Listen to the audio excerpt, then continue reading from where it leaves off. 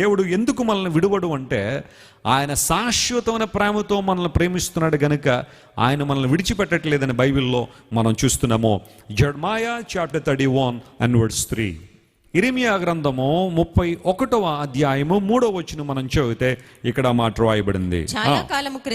చాలా కాలం క్రిందట యెహోవా నాకు ప్రత్యక్షమై ఇట్లనెను శాశ్వతమైన ప్రేమతో నేను నిన్ను ప్రేమించుచున్నాను గనుక విడువక నీ ఎడల కృప చూపుచున్నాను. నీ ఎడల ఏం చూపిస్తున్నాను? నేను కృప చూపిస్తున్నాను.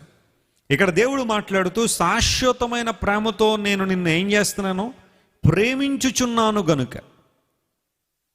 అంటే అది ప్రెజెంట్ టెన్స్. అది ప్రేమించుచున్నాను అనేది ప్రెజెంట్ టెన్స్, వర్తమానంలో ప్రభు మాట్లాడుతున్నాడు. ప్రేమిస్తాను అనలా, లేకపోతే ప్రేమించేశాను కదా అనలా, ప్రేమించుచున్నాను.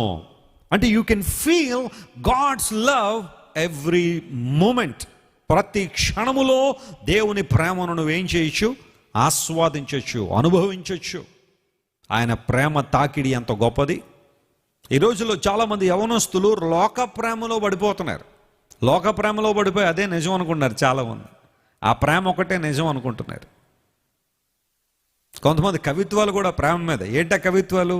నేను నిన్ను తలుచుకున్న ప్రతిసారి భూమి మీద ఒక గులాబీ చెట్టు కనుక నాటితే ఇంక భూమి అంతా గులాబీ చెట్లే. సహోదరుడు తలుచుకున్న ప్రతిసారి ఏమి నాటితేనట? ఒక గులాబీ చెట్టు నాటితేనంటే భూమి మీదకి చెట్లు ఉండవట, మొత్తం అంతా గులాబీ చెట్లేనంటే. ఊరంతా గులాబీ చెట్లే. మరి నీ ఇల్లంతా ముళ్ళ చెట్లతో ఉంది, నువ్వు చూసుకోవట్లేదు. అది తల్లిదండ్రులు పట్టించుకోవట్లేదు. అమ్మ నాన్నలతో మాట్లాడి చాలా కాలం అయింది. ఆ ఒక అమ్మాయి ప్రేమలో అబ్బాయి ప్రేమలో పడి ఇంక అదే జీవితం అనుకుని మొత్తం తలనిండా మునిగిపోయి గులాబీ చెట్లు నాటేస్తాడు టైగర్ మొత్తం ప్రపంచం అంతా. మరి నీ ఇల్లంతా ముళ్ళ చెట్లతోనూ ముళ్ళ కంపలతో నింపబడింది. అది నీకు అర్థం కావట్లా. ప్రేమ అంటే ఏంటో తెలియని ప్రపంచంలో కొంతమంది జీవిస్తూ ఉన్నారు. స్వార్థముతో నింపబడిన ప్రేమలు ఇవన్నీ, ఇక్కడ కామముతో నింపబడిన ప్రేమలు, మోహముతో నింపబడిన ప్రేమలు ఇవన్నీ. అయితే బైబిల్ సెలవిస్తూ ఉంది దేవుని ప్రేమ అలాంటిది కాదు. ఆ ప్రేమ శాశ్వతమైన ప్రేమ. It's an everlasting love. ఆ ప్రేమను కలిగి ఉన్నావా నీ హృదయంలో? ఆ ప్రేమకు చోటిచ్చావా? నిజమైన ప్రేమను గుండెల్లోనికి ఆహ్వానించేవాడు లోక సంబంధన ప్రేమల చుట్టూ తిరగడం. లోక సంబంధన ప్రేమల చుట్టూ తిరగడం. కొంతమంది చాలా తెలివిగా ఉంటారు బైబిల్ రీడర్స్. కొంతమంది, వెసిలి గారు మీరు ఏదో మాట్లాడుతున్నారు కానీ మరి యాకోబు ప్రేమించలేదా? రాహేల్ అన్నాడు ఒకడు. యాకోబు గారు రాహేల్ గారిని ప్రేమించారట. అందరూ బట్టి అయ్యగారు కూడా ఏం చేస్తారట? ప్రేమిస్తారట.